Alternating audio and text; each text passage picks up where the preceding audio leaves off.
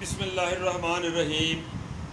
आदरयोग सजनों ते बेलियो, मैं हाँ तुहाड़ा मेज़बान डॉक्टर इजहार अहमद गुल साहब। पंजाबी वसेत, पंजाबी कल्चर, पंजाबी रहतल दियां गल्लां बातां से अपने प्रोग्राम पेश करते हैं, या उन्हां हस्तियां दी जिन्हां पंजाबी दी ज़बान की खिदमत विच हमेशा अपनी ज़ात नूं पिछे करके पंजाबी ज़बान नूं अगे रखिया।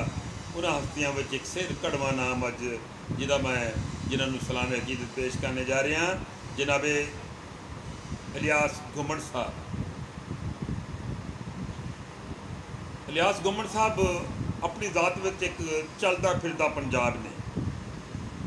अगर किसी ने पंजाब नूं एक जगह ते सिमटिया हुआ वेखना तो वह जनाबे इलियास घुमण साहब नूं वेख सकता है, जिन्हां दी पूरी शख्सियत जिहड़ी आ उहदे विचों सानूं पंजाब हसदा वसदा चलदा फिरदा ते झलकारे मारदा नज़र आउंदा है। इलियास घुमण पंजाबी ज़बान का कद्दावर तखलीककार है ते सब तो वड्डा खिदमतगार है। मैं अज इस छोटी जी नशिस्त में अपने इस उस्ताद मोहतरम नूं सलाम अकीदत पेश करांगा।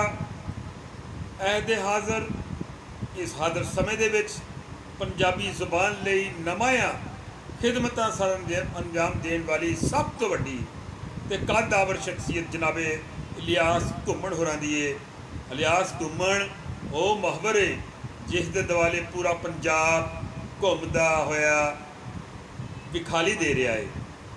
वो पंजाब दे नुमाइंदा होने की हैसियत नाल हर आलमी पंजाबी कानफ्रेंस विच शिरकत कर चुके ने।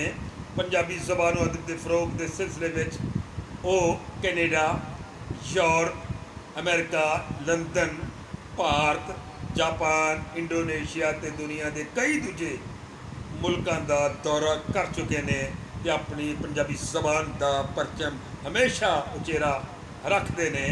पंजाबी ज़बान नाल उन्हां दे वालिहाना लगाओ तो इश्क की बदौलत अज पंजाबी ज़बान इस मकाम ते खड़ी है कि इनू कदर की निगाह नाल वेख्या जाता है।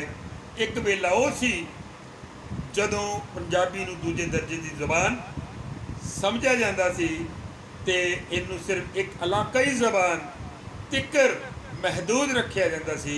लोग पंजाबी विच लिखना ते शायरी करना अपने वास्ते तौहीन समझते सन। पंजाबी किताबों की तादाद बहुत घट सी।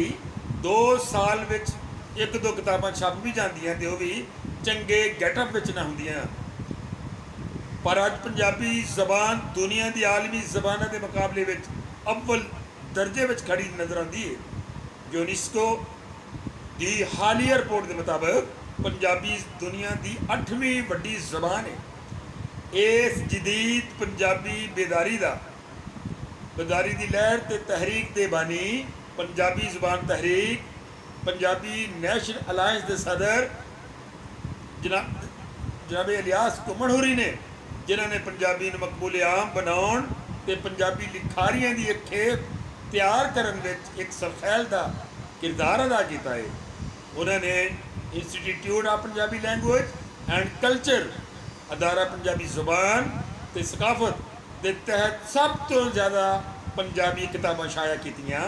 पंजाबी तारीख का सब तो वड्डा रसाला साहस शाया करके अहले इल्म दानिश नूं विरताए हैरत विच पा दिता, जिस 1000 तो वध सफ़े ने। साहज या तारीख साज रसाला जारी करना पंजाबी ज़बान नाल इन्हां दी वालिहाना मुहब्बत का मूँह बोलदा सबूत है। इलियास घुमण होरी बिलाशुबा एक बंदे का नाम नहीं, बल्कि एक अदारा, एक स्कूल ऑफ थाट ते एक तहरीक का नाम है। क्यों जो इन्हां दा कम ते मेहनत कई इदारियों ते भारी है। वो पंजाबी के आलमी सतह के सफ़ीर ने। पंजाबी के काबिले कदर सपूत ते सही मानिया विच फिल पंजाबी ने